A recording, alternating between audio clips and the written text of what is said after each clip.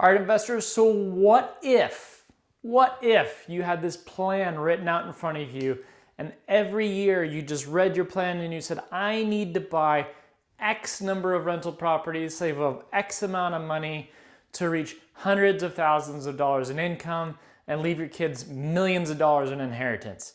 Would you do it? Would you follow the steps? And there's probably a mixed bags of answers right now. Some of you guys are probably thinking like, no, man, I'm not gonna sell my soul. It's gonna be just crazy amount of work.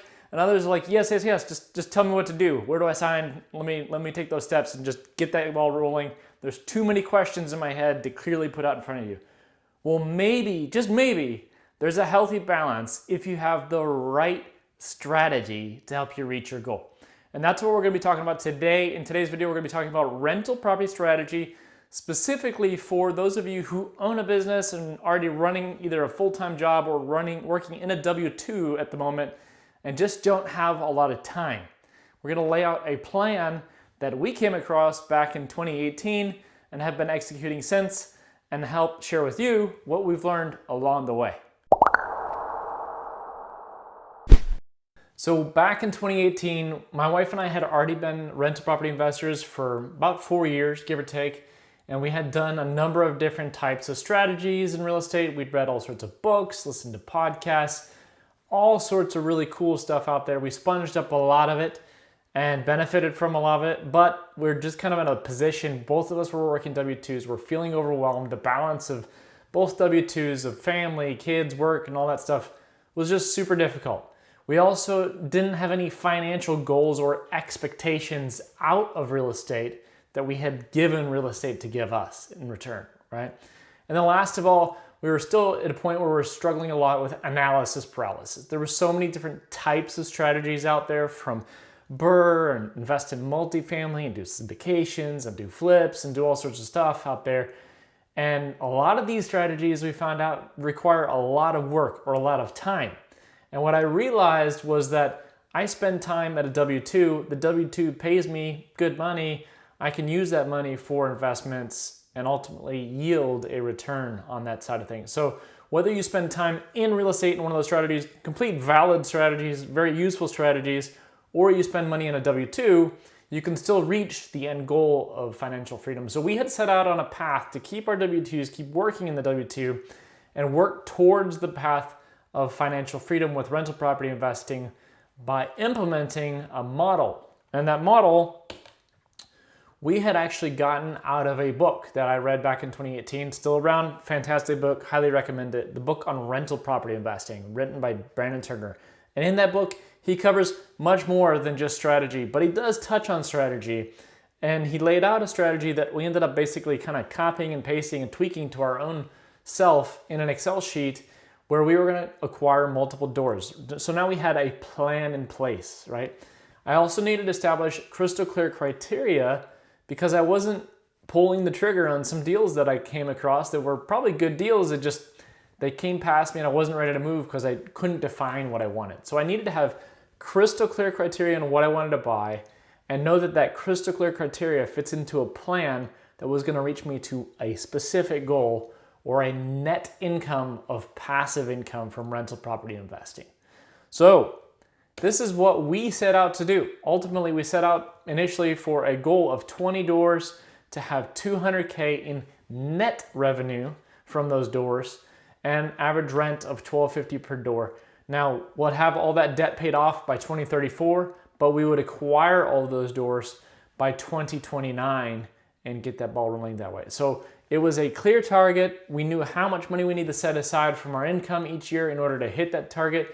We knew how many doors to buy each year. All these kinds of things were just spelled out for us. So we don't have to do the thinking anymore. Furthermore, I can now give that criteria to somebody and they can help me basically find what I'm looking for. So to build a model like this, there's really 4 pillars that you need to answer and define. This way you can leverage other people to help find these deals and bring these deals to you. As a W-2 employee or business owner, you're busy, right?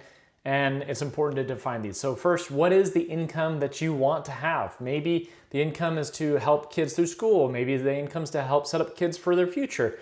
Maybe it's financial freedom for you and your spouse. whatever that target goal is, define it, write it down, and don't be ashamed of it, hold to it. What is also your disposable income that you have that you can invest into these assets and ultimately grow this rental portfolio? And then we want to talk about criteria, right? What types of properties are you okay buying? What types of repairs are you comfortable with? How are you going to structure these things in terms of financing, funding, all that kind of stuff? And then that leads us into acquisition. How are you going to acquire these? Are they going to be on market, off market, so on and so forth, and bring these in? Last but not least, our whole goal is to pay off the debt on these properties to ultimately own them free and clear and have that financial freedom or hit that goal that we had set up to get in the beginning, right? So one thing I don't want to brush over here is that some people might say, let me just not get in the debt position, let me save up money cash and do it this way. And you can do that, perfectly fine way to do that. Definitely less risk in doing that. However, you're not going to have as good of a return on investment with that approach because there's really 4 ways you make money in rental property investing. One is cash flow. The second is appreciation. The third is the debt pay down, or because the tenant is paying that debt or buying equity with each payment in that property. And the last is taxes. And when you don't use a loan, you don't get the return on investment from the debt pay down. And you also get less deductions on your taxes for that property as well. So there is an element there where you're using less money in the deal because you're borrowing a good bit of it, and you're still getting a lot of the return through these 4 paths of making money, and it gives you a greater return on investment. So debt is a valuable tool in terms of accelerating the timeline in your strategy, and definitely recommend doing it. Not saying it's not risk-free, for certainly there's risk in rental properties, but it's certainly an element to help you accelerate to get to your end game. So these are the 4 components into your strategy: having a defined income, having defined criteria, having an acquisition plan, and having a debt payoff plan. Step 1 is just super simple. You define the number of the income that you want to make. Secondly, you define the number of how much money you can set aside each month to ultimately reach this goal. And when you do set aside this money, my wife and I realized we actually had to separate our banking account from our personal banking account, so that as we got our W-2 income coming in, immediately our bank just took X number of dollars and set it in another bank account that we didn't touch. And that money went towards buying new properties as it came up. It made the process extremely simple for us. We didn't have to overthink it. It was just done, and we didn't end up spending that money on other areas that maybe we shouldn't have to keep us on target for our goal. So what is your number, and ultimately what can you spend? Don't overthink it. Don't think what can real estate do, just give me the number. We'll work backwards from the number like an algebraic equation would do. We work backwards from this point. Second, we define the criteria. What is the type of property? What kind of properties? Are you okay with townhomes, condos, single family, multifamily? What is the type of property? What is the size of the property? For example, houses that are over 2,000 square feet here in Houston, especially if it's 2 stories, usually need 2 air conditioning units. So that might have extra capital expenditure for you over the years as you own that property. There might be certain types of properties that you want to buy that may have a lower cost in the long run. And that's what we define here in this sheet. We're also going to be looking at age of systems, age of the property, things like asbestos, so on and so forth, and defining what are you okay with, what are you not okay with. And this will help ultimately create crystal clear criteria that you can hand other investors or other realtors to go bring you those properties that meet that criteria.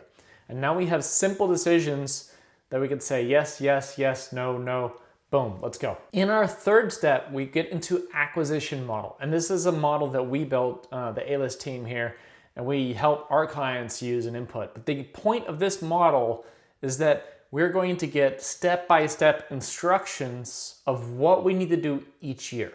How many houses do I need to buy? How much money do I need to save up? And then ultimately, how long does it take for me to reach my goal, right? So as you can see in this model, we took the inputs from the criteria, we took the inputs from the goal, we plugged them in, and it does the math for us, right? So you can see this person here has a goal of $130,000, and ultimately they want to get to that point. They'll follow over here to the net. Again, this is not including your debt, but taking your net rental income here and getting down to the point where you've reached that goal. You can see this person will be able to attain this in 12 years. They need to buy 9 doors total, and it gives them a step-by-step process. You'll notice that they're not buying a house every single year. They're buying 2 houses the first year, and then they're not buying any houses for 2 years after. They're buying 1 house. Again, they skip a year, they're buying another house, right? So it's not rocket science. We're just working backwards from the net revenue goal to get to an acquisition target of number of doors and rent for each door in order to hit your net revenue goal. Of course, when you get there, you still have debt on all these properties. So that's not the money you're taking home already in 12 years, but you've at least gotten to the number of doors and you've at least gotten to the number of assets under your name that ultimately equal your net revenue goal. Then the question becomes, how do you pay this off, right? And we're gonna talk about this. The key thing, and there's a secret weapon in this that can be used for both acquisitions to accelerate your acquisition goal or accelerate your payoff goal, and that is your equity, right? When we talk about equity in real estate, it appreciates over time. Usually, there's some markets where it doesn't, but usually real estate will appreciate over time, and ultimately you have total appreciated equity. This equity can be used to sell, for example, a property, and then acquire 2 more when you get enough equity built up, or you could hang on to all your equity, maybe even surpass your 9-door goal to reach your financial target for this person, wait for a few years and sell off and ultimately redeem some of that equity to use as payoff on the mortgages that you do have on some of these houses, right? So there's multiple ways to approach this when you take a look at the bigger picture on the strategy goal here. One thing I want to point out here is that models in generally like this especially are all inherently wrong. And there's a good saying out there by George Box. He's a famous statistician out there. He says, all models are wrong, but some are useful. Because we can use a model like this to plan, but inevitably something's gonna come up. A tenant's gonna maybe get kicked out and you're gonna spend some money on repairs. Maybe an AC is gonna get damaged more than another property might for some reason to add extra expenses. We don't know with certainty how much money we're gonna get by a certain time. That doesn't work that way in any investment world, but at least in real estate, there's a little bit more stability compared to the stock market in terms of ups and downs. And building a model like this, the purpose of it is to define your actions. And this is where I see a lot of real estate investors, maybe they get started with one rental property, but then the first hiccup comes up and it just shuts down, right? And they don't know how to build that plan out for the future to ultimately reach the end goal that they had in mind when they started, right?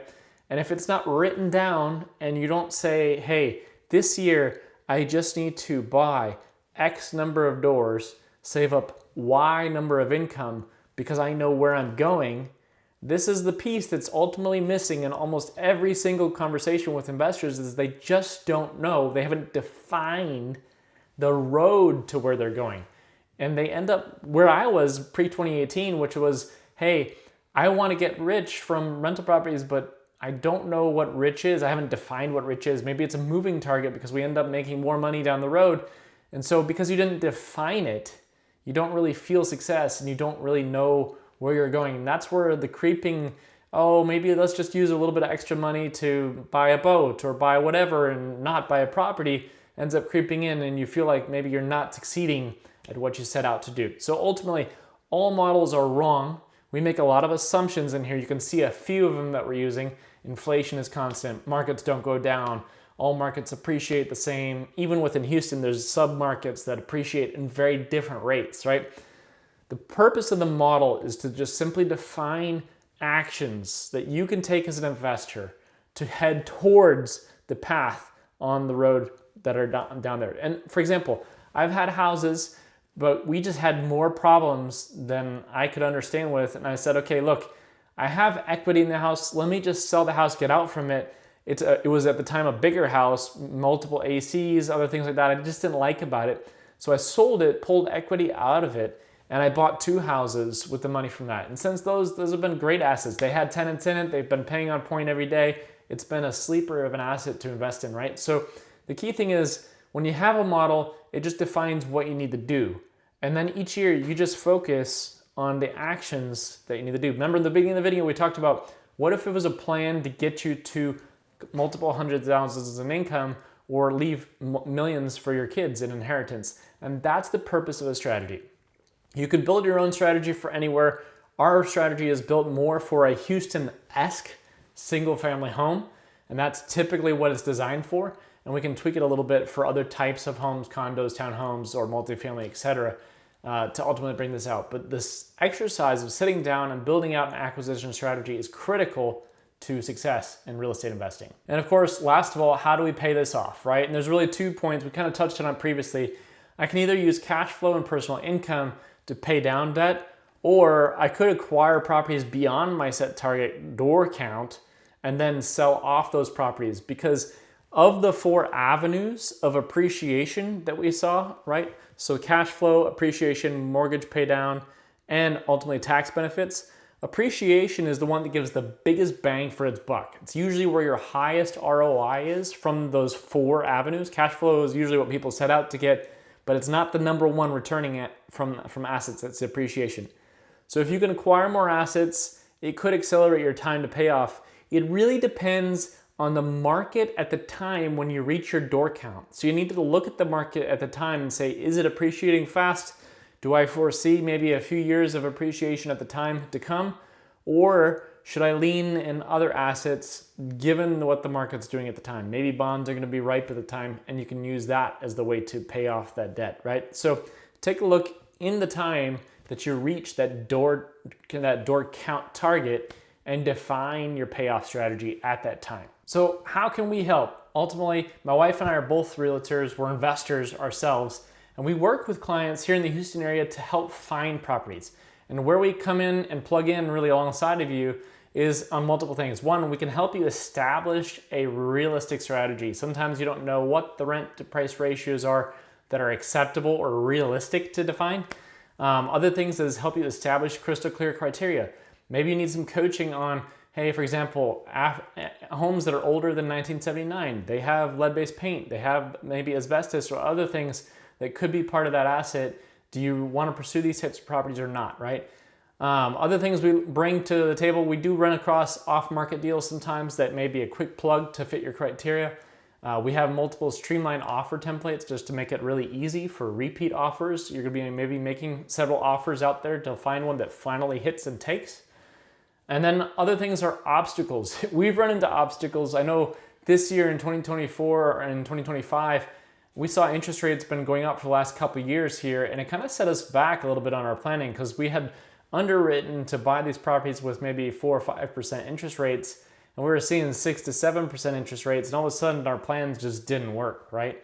And I had this door count plan, it wasn't quite working, but we pulled back, we realized, okay, if we sold maybe 1 or 2 of these houses, even though they have lower interest rates, I can get more on my appreciation in the longer run by hitting my door count. So I sold maybe a few houses, I think 2 or 3, and ultimately bought more houses to help us reach that door count goal, ultimately improving our appreciation because now instead of 200,000 appreciating, we're hitting 400,000 in appreciation and ultimately getting us to our end goal faster, right? So there's different things we can pull, maneuver that don't always make sense. And I know people say like, why would you get rid of a 3% interest rate?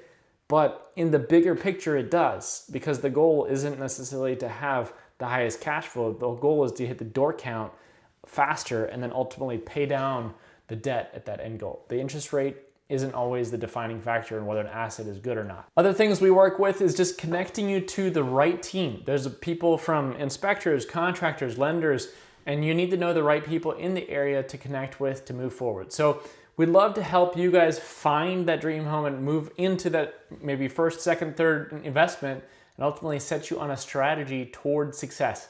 We understand rental properties. We understand what to look for. We can give you from our experience what we see in tenants, red flags with tenants, other things like that, that can help you get started on your path with hopefully a few less bumps and bruises than we did when we first got started. Hope you guys enjoyed it. If you do have interest in getting into rental properties here in the greater Houston area, Katy, Texas area, please do reach out to us. We can go to our website, reach out on our phone, or shoot us an email here, and we will see you at the closing table.